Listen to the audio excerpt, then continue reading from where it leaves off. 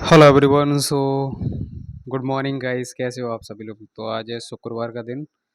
तो आज मार्केट में क्या होने की उम्मीद है गाइस, क्या क्या लगता है आप लोगों को। क्या आज फिर से बाइंग आएगी या फिर कल की तरह ही नौटंकी होगी। तो आज के दिन मार्केट में जैसा कि मैंने कल शाम को क्लास में भी कहा था, मार्केट क्लोज होने से पहले, कि मार्केट में क्या करना है वो सारी चीज़ें हम लोग आज डिस्कस करेंगे। ठीक है, तो सबसे पहले गिफ्ट निफ्टी देख लेते हैं। तो यहाँ पे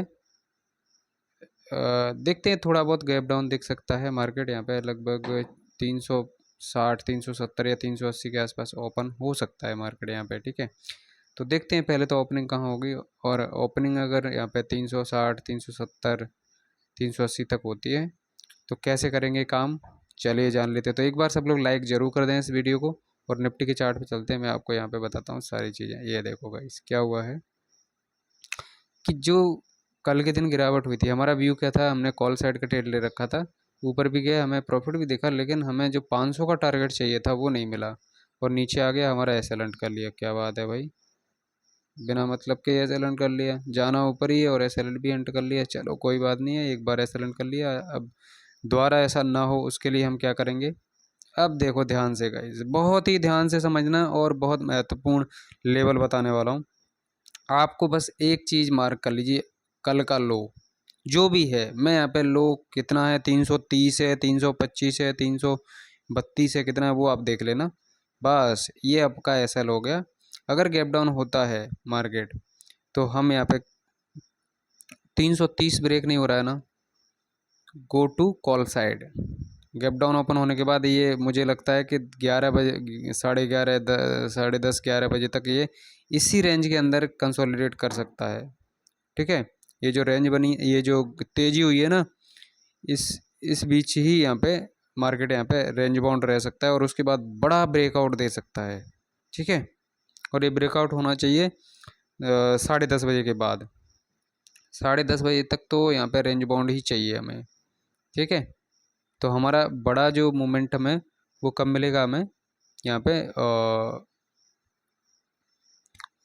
10:30 बजे के बाद। अब वो 10:30 बजे के बाद 11 बजे, 11:30, 12, 12:30 बजे तक भी एक्सटेंड कर सकते हैं। लेकिन सेकंड हाफ का जो 12 बजे के बाद या 11:30 बजे जब भी ब्रेकआउट होगा, वो जो हाफ होगा वो पूरा बुलिश ही बुलिश, बुलिश ही बुलिश होना चाहिए।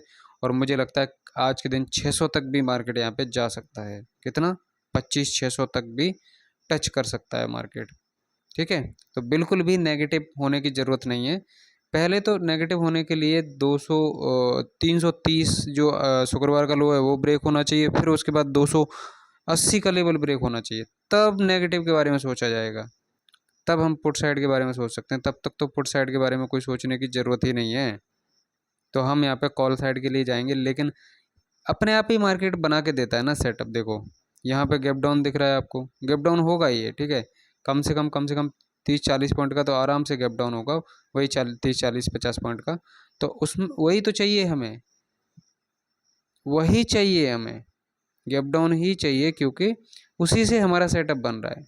गैप अप में तो सेटअप ही नहीं बन रहा है। या तो हमारे पास क्या सेटअप था, मैंने जैसे कहा आपसे कि एक तो एक तरीका था कि ये तेज़ी ना होती तो हम आज बढ़िया बाइंग, लो जो कल का लो बनाया उसके नीचे ऐसा लगा करके हम बाई कर सकते थे। लेकिन अब कल जो है पूरा ऊपर नीचे दोनों तरफ का मोमेंटम हुआ है, तो गैप डाउन होना हमारे लिए ज़रूरी है। गैप डाउन होने का मतलब ही यही है कि यहाँ से बड़ी तेज़ी होगी गाइस, इसीलिए तो गैप डाउन हो रहा है। ठीक है, गैप अप ओपन हो गया या फ्लैट ओपन होगा, तब तो हम यहाँ पे क्या करेंगे, सेलिंग का ट्रेड देखना पड़ेगा, बाइंग का नहीं बनेगा फिर ये। ठीक है, तो गैप अप होगा या फ्लैट एकदम, मान लो 430 440 पे ओपन होता है, तो फिर मेरा व्यू कोई भी नहीं है, फिर मुझे इंतज़ार करना पड़ेगा। मैं चाहता हूँ कि गैप डाउन मार्केट ओपन हो 40-50 पॉइंट, 50-60 पॉइंट का, बस ज़्यादा से ज़्यादा 350 से लेके 380 के बीच में ये गैप डाउन होना चाहिए। तो बहुत ही बढ़िया यहाँ पे बाइंग का ट्रेड हमारा बनने वाला है। ठीक है, तो यही प्लान है और कोई प्लान नहीं है गाइस। ठीक है, थैंक यू सो मच।